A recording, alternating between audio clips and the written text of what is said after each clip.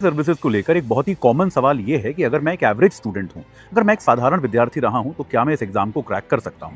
देखिए, अगर यूपीएससी को केवल टॉपर चाहिए होते, मैं हमेशा इसमें एक ही तर्क देता हूं कि अगर यूपीएससी को टॉपर चाहिए होते तो वो एलिजिबिलिटी में टॉपर होने की शर्त डाल देता।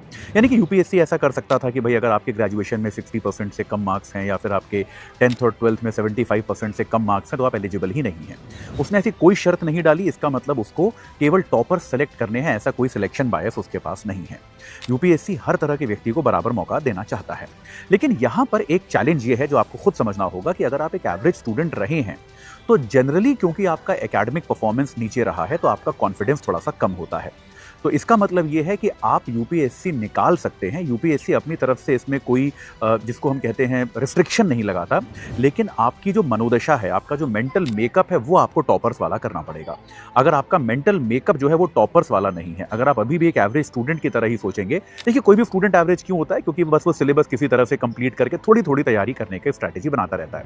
अगर आप सिविल सर्विसेज की तैयारी भी उसी रणनीति के साथ करेंगे तो ठीक से नहीं होगा। आपको अपनी माइंडसेट जो है उसको टॉपर वाला माइंडसेट बनाना पड़ेगा। यूपीएससी आपको रोक नहीं रहा है, लेकिन अगर आपका माइंडसेट एवरेज स्टूडेंट वाला ही है तो आपके लिए ये पाथ जो है, ये मार्ग जो है, ये बहुत मुश्किल होने वाला है। याद रखिएगा, आप अगर कहीं से औसत हैं तो केवल अपने विचारों से है। आप जिस दिन अपने विचारों से अपने आप को टॉपर बना लेंगे, यूपीएससी जो है वो आपको किसी तरह से रोकने की कोशिश नहीं करेगा। इनफैक्ट आप अगर यूपीएससी का इतिहास भी देखें तो बहुत वर्षों में इस प्रकार के टॉपर्स होते हैं, हर साल इस तरह के टॉपर्स होते हैं जो अपनी एकेडमिक डिग्री जिनकी आप अगर आप देखें तो वो 10वीं में उनकी सेकंड डिवीजन आई होती है, कॉलेज में बहुत ही साधारण से कॉलेज में बहुत ही साधारण से विद्यार्थी वो रहे होते हैं। तो कोई कारण नहीं है कि आप ऐसा नहीं कर पाएंगे।